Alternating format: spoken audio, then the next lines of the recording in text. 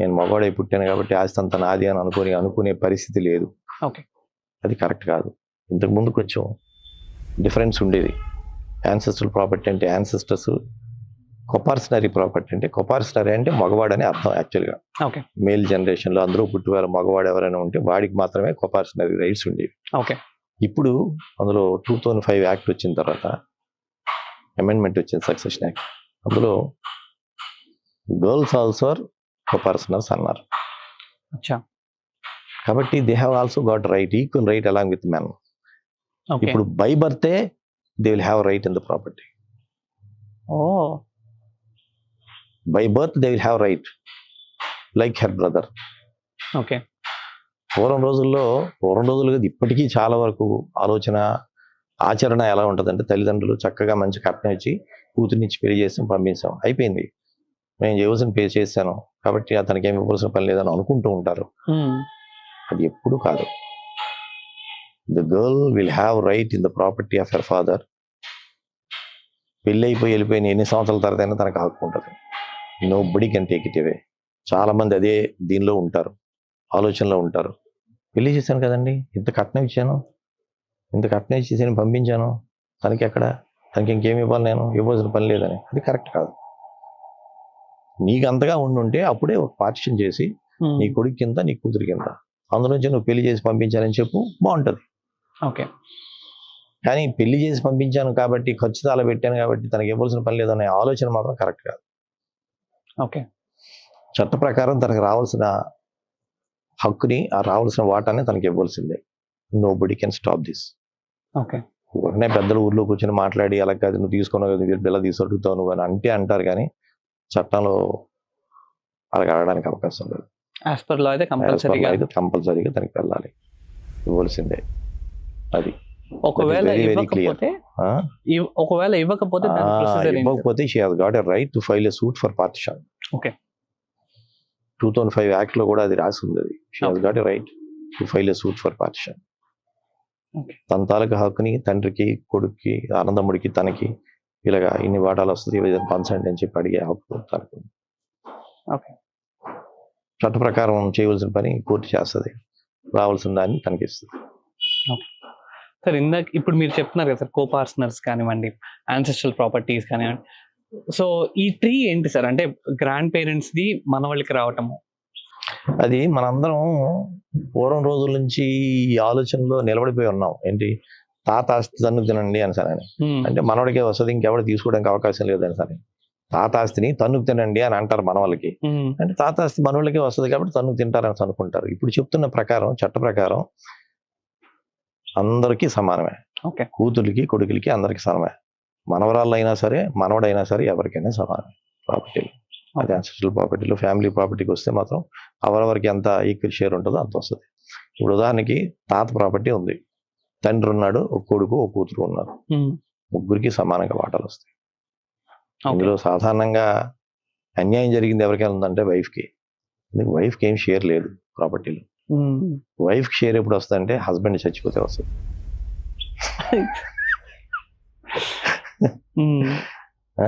Wife ఆ ప్రాపర్టీలో share ఎప్పుడంటే అది కూడా హస్బెండ్ షేర్లో ఒక షేర్. ఓకే. ఉదాహరణకి తండ్రి, ఒక కొడుకు, ఒక కూతురు. ఓకే. ఇప్పుడు తండ్రి చనిపోయాడు అనుకోండి. తండ్రి చనిపోతే మామూలుగా అయితే నాషనల్ పార్టిషన్ అంటారు. అంటే 3 వాటాలు చేయాలి. తండ్రికి ఒక వాటా, కొడుకు ఒక వాటా, కూతురికి ఒక వాటా.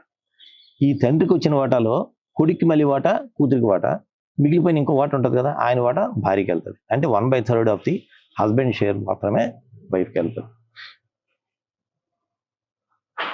అంటే కొంచెం కాంప్లికేటెడ్గా ఉంటుంది ఇలా లోపలికి సక్సెషన్ యాక్ట్ ఇంకా లోపలికి వెళ్తే.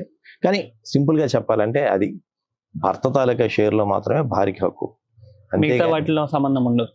ఆవిడికి సొంతంగా ప్రాపర్టీ ఉంటే, ఆవిడ పేరు కానీ ఉంటే తప్పకుండా మిగతా 1/3 కాకుండా మిగతాదంతా వాళ్ళ పిల్లలకి వెళ్తుంది. అంతే.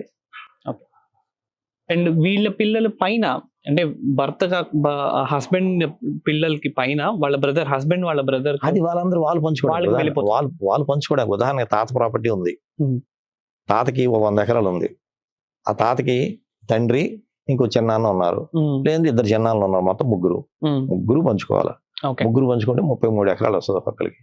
ఈ 33 ఎకరాల్లో మళ్ళీ నెక్స్ట్ వీళ్ళు పంచుకునేది ఎలాగా అంటే ఇలాగా, ఎవరి ప్రాపర్టీ వాళ్ళకి వెళ్ళిపోతుంది, వాళ్ళ షేర్ వాళ్ళకి వెళ్ళిపోతుంది. Okay sir. అప్పుడు అంటే మామూలుగా ఇప్పుడు విల్ డీడ్ రాసి పెడతారు కదా, విల్ డీడ్ రాసినప్పుడు పార్ట్ మీరు అన్నట్టు ఈక్వల్ షేర్స్ కనుక డివైడ్ అవ్వకపోతే can it be challenged? 300 legal class అయిపోద్ది. ఇది విషయం ఏంటంటే యాన్సెస్ట్రల్ ప్రాపర్టీలో, జాయింట్ ఫ్యామిలీ ప్రాపర్టీలో, జాయింట్ ఫ్యామిలీ ప్రాపర్టీ అంటే తెలుసు కదా, జాయింట్ గా అందరు ఫ్యామిలీ మెంబర్స్ అందరూ ఉంచుకునే property joint family property. Ancestral property అంటే పూర్వకాలం నుంచి వచ్చిన ప్రాపర్టీని యాన్సెస్ట్రల్ ప్రాపర్టీ. సరే, జాయింట్ ఫ్యామిలీ అనుకున్నాం. జాయింట్ ఫ్యామిలీ ప్రాపర్టీలో తండ్రికి ఒక కొడుకు ఒక కూతురు ఉంటారు. ఆయనకి తండ్రికి ఒక షేర్ ఉంటది, కొడుక్కి కూతురికి కూడా ఒక షేర్ ఉంటది కదా. మొత్తం 2 షేర్లు, మొత్తం 3 షేర్లు. తండ్రి వీలునామా రాస్తాడు. ఆయనకి రాసే హక్కు లేదు. ఆయన హక్కు వరకు మాత్రమే, ఆయన తాలూకా 1/3 షేర్ వరకు మాత్రమే విల్ డీడ్ రాయగలడు. మొత్తం ప్రాపర్టీ అంతా రాయడానికి హక్కు లేదు ఆయనకి. అందుకే విల్ డీడ్ క్యాన్సిల్ అవుతుంది. ఒకవేళ వేసిన కోర్టులో వేసినా ఈ విల్ డీడ్ చెల్లదంటే తప్పకుండా కొట్టేస్తారు. ఆయన షేర్ వరకు మాత్రం రాసుకోవచ్చు. కాబట్టి చాలా మంది అనుకుంటారు విల్ డీడ్ రాశాడు, తాత రాశాడు కాబట్టి అందరికి వెళ్ళిపోద్దని. ఇప్పుడు వెళ్ళదు. కానీ ఎప్పుడు వెళ్తుంది అంటే, ఆ ప్రాపర్టీ తాతే కొని ఉంటే అది ఆయన సొంత ప్రాపర్టీ అయితే విల్ డీడ్ రాసుకోవచ్చు. ఇప్పుడు మీరున్నారు, మీరు ప్రాపర్టీ కొన్నారు, మీరు ఆ ప్రాపర్టీని మీరు ఎవరికైనా ఇచ్చుకోవచ్చు. భార్యకి, కొడుక్కి, కూతురికి, ఇంకెవరికి ఇవ్వాలనుకుని మీ ఫ్రెండ్కి ఎవరికి ఇచ్చుకోవాలని నీది అది. అది వీలునామాలో మెన్షన్ చేసుకున్నా పర్వాలేదు, అది వెళ్తుంది. అది మీరు కొన్నారు కాబట్టి. అదే మీరు తాతల నుంచి వచ్చిన ప్రాపర్టీ అనుకోండి, అందులో మీకు హక్కు లేదు, పూర్తి హక్కు లేదు. మీ షేర్ ఎంతవరకు ఉంటుందో అంతవరకు మాత్రమే మీరు ఎవరికైనా ఇవ్వగలరు. అది డివైడ్ అయిపోయినా వీలునామాని ఛాలెంజ్ చెయ్యొచ్చు. అంటే చెయ్యకుండా చేశాడు కాబట్టి, ఎందుకంటే ఈ ప్రాపర్టీ పాపలేదు కదా. ఇప్పుడు ఇంత ప్రాపర్టీని ఆయన మొత్తం రాసేసాడు. ఆయన ప్రాపర్టీ ఏది ఇందులో 1/3. ఎక్కడ 1/3? అది కూడా డివైడ్ అవ్వలేదు. ఇదంతా డివైడ్ అయితేనే ఆయనకు వచ్చిన 1/3 ఆయనకి వెళ్తుంది. ఇటుపక్క ఏది వెళ్తుందో కూడా తెలియదు. అలా లేకుండా ఇది ఎలా రాసేస్తాడని అడుగుతారు. అదే కారణంగా will deed is not valid as far as the shares of other persons are concern. ఆయన తాలూకు 1/3 షేర్ వరకు, అన్డివైడెడ్ 1/3 షేర్ మాత్రం కరెక్ట్. అది చేసుకోవచ్చు. అది సార్. ఇప్పుడు మామూలు ఇన్ని అగ్రిమెంట్స్ కానివ్వండి, ఒక ఆస్తి పంపకాల్లో ఆస్తి డివైడ్ చేసినప్పుడు కూడా నీట్ గా అన్ని రిజిస్టర్ డాక్యుమెంట్స్ ఉన్నా కూడా ఇంకా ప్రాపర్టీ డిస్ప్యూట్స్ రావడం కానివ్వండి, అన్నదమ్ముల మధ్య ఆస్తి తగాదాలు రానివ్వడం కానివ్వండి, ఇది మీరు ఎలా చూస్తారు సార్? ఇది అగ్రిమెంట్స్ ఆర్ ప్రెజెంట్. నేను చూడడం కాదు, అసలు మనమే ఒక పద్ధతి ప్రకారం ఆలోచించండి. ప్రతిదానికి ఒక చట్టం ఉంది. దేన్నైనా ఎలాగా ఎగ్జిక్యూట్ చేయాలి, ఎలాగా ట్రాన్స్ఫర్ చేయాలి అనే విషయం చట్టంలో రాసింది. ఇన్నిటికి అన్ని విషయాలు మనం డిస్కస్ చేస్తే చాలా పెద్దది అవుతుంది. కానీ ఒకటే చెప్తా, ఉదాహరణకి ఈ ప్రాపర్టీ ఉంది, మీరు, మీ కొడుకు, మీ కూతురు మీరు పంచుకోవాలి. ఓకే, మీ ముగ్గురు పంచుకుంటే ముగ్గురికి 3 షేర్లు వస్తాయి. ఇది ఇలాగా ఫ్యూచర్లో తగు రాకుండా చేయాలనుకుంటే ఏం చేస్తారు, మీరు చక్కగా పార్షియల్ డీడ్ రాస్తారు. పార్షియల్ డీడ్ రాసి దాన్ని రిజిస్టర్ చేస్తారు. ఇక్కడ ఒక ప్రాబ్లం ఉంది. ఏదైనా డాక్యుమెంట్ రాసి పక్కన పడేస్తే రిజిస్టర్ కానీ చేయకపోతే చల్లదు. తగులు రావడానికి కారణం ఏంటంటే, మనం బాగా ఉండేటప్పుడు మంచి రిలేషన్స్ అందరికి కలిగి ఉన్నప్పుడు ఏదో చిన్న కాగితం రాసి మా నాన్న రాశాడు, నాకు ఇది రాశాడు అని తీసుకునే వాళ్ళు ఉన్నారు. మా నాన్న రాశాడు, నాన్నేమో ఈ టేబుల్ తీసుకున్నాడు, నాకేమో ఆ టేబుల్ ఇచ్చాడు, అదేమో సందీప్కి ఇచ్చాడు అని అనుకుంటారు.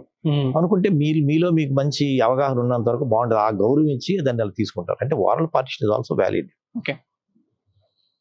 ఇప్పుడే కదా, ఎప్పటి నుంచో ఉంది కాబట్టి ఓరల్ పార్టిషన్ ఇస్ వ్యాలిడ్. మనకి ఇండియన్ లా ప్రకారం ఎంత పెద్ద ప్రాపర్టీ అయినా, కొన్ని వేల కోట్ల ఆస్తున్నా సరే దాన్ని ఓరల్ గా పంచుకోవచ్చు.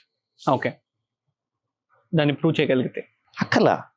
ఒప్పుకుంటే ఇంకేం లేదు. ఇప్పుడు ఉదాహరణకి కోకా బెన్ చేయలేదా, దాన్ని రైటింగ్ లో పెట్టారా, తర్వాత దాన్ని రైటింగ్ లో రాశారు. అది ఏమన్నారు, మా అమ్మ ఏం చెప్తే దానికి ఒప్పుకుంటాం అన్నారు. ఎవరు, మన రిలయన్స్ అంబానీ, ముఖేష్ అంబానీ కూడా మా అమ్మ ఎలా పంచితే అలా ఒప్పుకుంటాం అన్నారు. వాళ్ళకి వాళ్ళ తల్లి మీద ఉన్న గౌరవం అలాంటిది అనుకోండి. చెప్తున్నా, మామూలుగా మాట్లాడుకొని నువ్వు తీసుకుందాం నేను తీసుకుందాం అనుకుంటే అలా కూడా చెల్లుతుంది. కాబట్టి ఒకసారి once it is kept in writing, it must be registered. Section 17 of registration act ప్రకారం తప్పకుండా రిజిస్ట్రేషన్ చేయాలి. రిజిస్ట్రేషన్ చేయకపోతే మాత్రం అలా పంచుకున్నామంటే మాత్రం చల్లదు. అందుకే మళ్ళీ తగులు వస్తాయి. ఏముంది నాకు సరిగ్గా రాలేదు ప్రాపర్టీ అనుకునేటప్పుడు వాడు ఆటోమేటిక్గా అల్లరి పెడతాడు, ఇది రిజిస్టర్ చేయలేదు కాబట్టి చల్లదు, వాడు కావాలని రాయించుకున్నాడు, ఇంకేమన్నా పెడతారు. వద్దనుకునేటప్పుడు ఇంకెంతైనా వస్తాయి. అది ఇప్పుడు అందుకు అసలు తగులు రావడానికి కారణం ఏంటంటే డాక్యుమెంట్స్ కరెక్ట్గా ఎగ్జిక్యూట్ చేయకపోవడం వల్ల, ఉండిపోవడం వల్ల, ఓకే వీళ్ళు క్రియేట్ చేయడం వల్ల డాక్యుమెంట్స్. ఓకే అందుకని ఆడికి హక్కున్నా లేకపోయినా ఒకడు క్రియేట్ చేసి పెడతాడు. సార్ అప్పుడు రంగయ్య కేసు ఇందాక నేను చెప్పారు, స్టోరీ చెప్పారు. తీసుకున్నాను అనుకోండి. ఉమ్. ఇప్పుడు తన సిచ్యువేషన్ ఏంటి? తనకి ఇప్పుడు డాక్యుమెంట్స్ తన దగ్గర లేవు. ఇప్పుడు తనకి మళ్ళీ కేసు ఫైట్ చేయవలసిందే. అన్ని మొట్టమొదటి నుంచి ఇలాగ మేము పంచుకోలేదు, ఇలాగ మాకు ఉంది, ఇది మా కేసు అని వెయ్యాలి కేసు తప్పకుండా. ఇది మాది కాదనడానికి వాళ్ళ బ్రదర్ కూడా కాదని అండు, ఇది అందరిది అనే విషయాన్ని దాన్ని ప్రూవ్ చేయగలుగుతాడు తప్పకుండా. ఓకే ఇది జాయింట్ ప్రాపర్టీ అని ప్రూవ్ అయితే అప్పుడు ఎవరి తాలూకు షేర్ ఏంటి అనేది తీసుకోగలిగితే అప్పుడు ఆ విధంగా సక్సీడ్ అవుతారు. వెయ్యాలి కేసు. నేను కోర్టుకు వెళ్లకుండా జరుగుతుందంటే జరగదు. ఒప్పుకొని వాళ్ళు ఉంటే ఎలా జరుగుతుంది చెప్పు? నేను దాన్ని ఒప్పుకోవట్లేదు, ఇది నాదే అని సరే అనేవాడు ఉంటే ఎలాగా జరుగుతుంది? తప్పకుండా వెయ్యాలి. నోటీస్ ఒకటి ఇవ్వాలి, దాని ప్రకారం చెయ్యాలి. అప్పుడప్పుడు పలానప్పుడు ఇలా జరిగింది, పలానప్పుడు జరిగేవి, నువ్వు కూడా ఉన్నావు. ఉదాహరణకి ఆ బ్రదరు ఈ అమ్మాయికి ఇచ్చేటప్పుడు ఈ ప్రాపర్టీ ఇచ్చామని చెప్పాడు, ఒక కాగితం మీద ఎక్కడో సంతకం పెట్టాడు అనుకోండి ఉదాహరణ, అసలు పెద్ద ఎవిడెన్స్ కదా. అవును, నువ్వే ఉండి అన్నయ్య, నువ్వే ఇంటికి పెద్ద, నువ్వు పెద్దోడివి, నువ్వే ఉండి రాయించి ఇచ్చావు, నువ్వు సంతం కూడా పెట్టావు, ఇలా కాదని ఇప్పుడు ఎలాగంటావు అంటాను అంటే అక్కడికి అది చక్కటి ఎవిడెన్స్ అవుతుంది. అలాగా ఎక్కడైనా ఏదైనా ఉండొచ్చు. ఎవరైనా సరే సాధారణంగా ఎక్కడో దగ్గర ఒక చిన్న ఎలిబి విడిచిపెడతారు. ఓకే ఆ విధంగా సక్సీడ్ అయ్యే అవకాశం కూడా ఉంది. అది ఓకే.